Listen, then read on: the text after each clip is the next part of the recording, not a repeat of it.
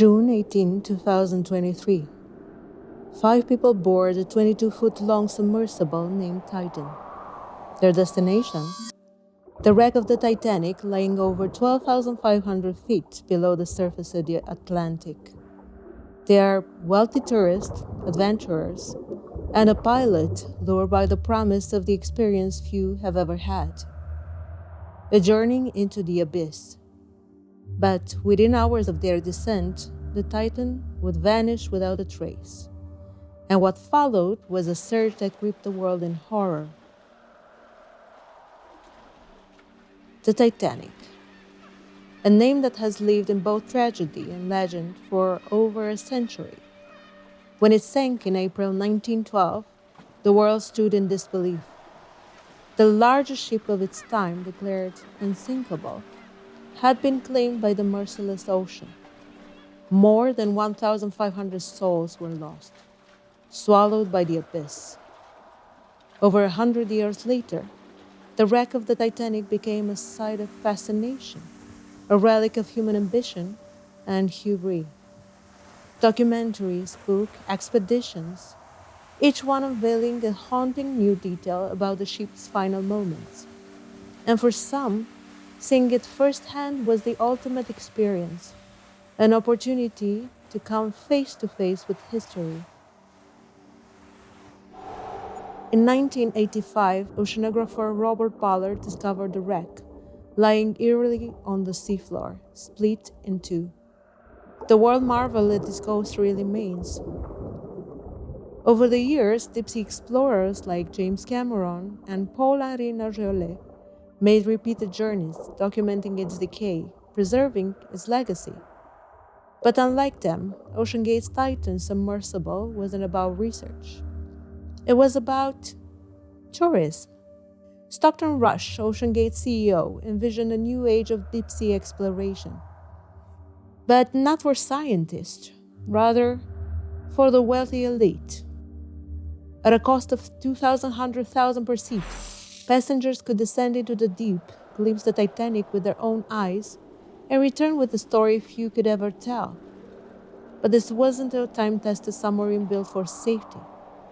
This was an experimental vessel, unregulated and uncertified. Unlike traditional deep-sea submersibles, which rely on proven materials like steel or titanium, Titan was built from carbon fiber, a material never before used at such depths. Experts had warned that repeated dives would cause microscopic fractures, gradually weakening the hull with each descent. Yet, OceanGate dismissed these concerns. Titan had no emergency escape hatch. It was bolted shut from the outside, meaning that if anything went wrong, there was no way out. Inside, passengers sat in a cramped space the size of a minivan, controlled by a modified gaming controller. There were no seats, no backup systems, and no external verification that it was even safe to dive. The morning of June 18, 2023, Titan is launched from the support vessel Polar Prince, its passengers eager with anticipation. They include Stockton Rush himself, British billionaire Hamish Harding, Pakistani businessman Shahzada Dawood, and his 19-year-old Suleiman, and Titanic expert Paul-Henri Nargeolet. For nearly 2 hours, the sub descends. Darkness surrounds them. The surface disappears. At 10:47 a.m., silence.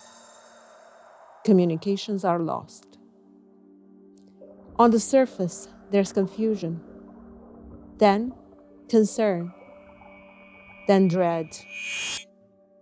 A massive search begins. Naval ships, planes, deep-sea robots, all racing against time. If the sub is still intact, the passengers have only 4 days of oxygen left. Theories spread like wildfire. Could they be trapped in the wreckage?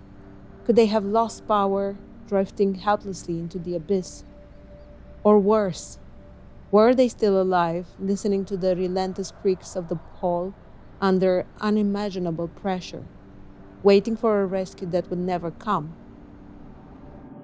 Then, 4 days later, a deep sea robotic vehicle finds the answer: a debris field. The Titan hadn't sunk slowly, it had imploded. In less than a millisecond, the pressure, 380 times greater than at sea level, crashed Titan like an aluminum can. The passengers never knew what happened. The moment the hull failed, their bodies were vaporized by the sheer force. The sub didn't collapse. It ceased to exist. How could this have happened? The truth was disturbing. Titan was doomed from the start.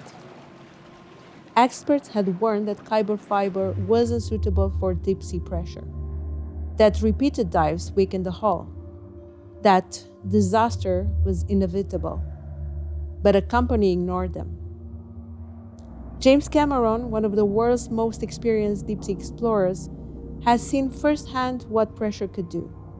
His own sub, Deep Sea Challenger, had been carefully engineered and tested. Titan, by contrast, relied on unproven materials, rushed engineering, and faith. And faith is not a survival strategy in the deep. On board Titan, there were 5 souls. Each had placed their trust in a vessel that defied the warnings of science and history. Each had dreamed of touching the past, of witnessing the Titanic with their own eyes. But the ocean is merciless. It does not forgive human arrogance. More than a century earlier, the Titanic met its own fate in these waters. It was a ship of dreams, a marvel of engineering, declared unsinkable. But nature does not care for human confidence. The iceberg didn't hesitate. The Atlantic didn't show mercy. Titan was meant to take people to see the tragic monument. Instead, it became a part of it, another story of ambition colliding with reality. The Titan story is a cautionary tale, not just about technology, but about arrogance. The same arrogance that once called the Titanic unsinkable and sent it to the bottom of the ocean. The abyss does not forgive mistakes. It only takes and never gives back. But the Titan disaster raises deeper questions. Why are we so drawn to the unknown? Why do we risk everything to touch history, to push beyond our limits? Perhaps it is human nature. The same force that drives explorers to space, climbers to Everest, divers into the deepest trenches of the earth. We are small in this universe, insignificant against the vastness of the ocean and the emptiness of space. And yet, we keep reaching. Some mysteries lie at the bottom of the ocean for a reason. Some doors should never be opened, and some journeys should never be taken. This is all I had for today. Thank you for watching. Hope to see you in the next one.